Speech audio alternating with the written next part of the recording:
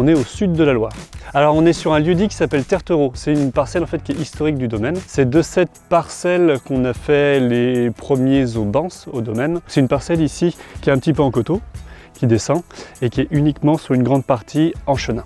Hop. Par mes amis que j'ai pu rencontrer, qui eux étaient avant moi passionnés de vin et qui m'ont transmis leur passion. Et maintenant je fais à la place de mes amis, je me retrouve à être passionné de vin et à présenter à d'autres amis qui ne sont pas du tout passionnés de vin ma passion. Hop.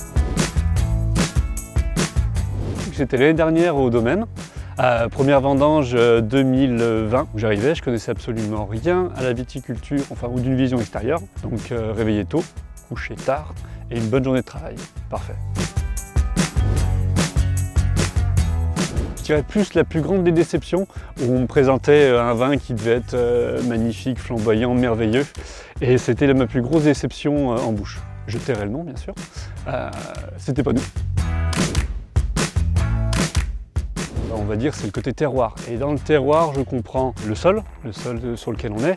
Nous, on est sur un sol où le schiste est très présent, le schiste ardoisier, comme on a l'ardoise pour aller à l'école. Et ben nous, c'est nos sols qui sont constitués principalement de ce schiste bleu. Et la dernière particularité du terroir, c'est nous, c'est-à-dire nos mains, notre façon de faire. C'est ça qui nous différencie.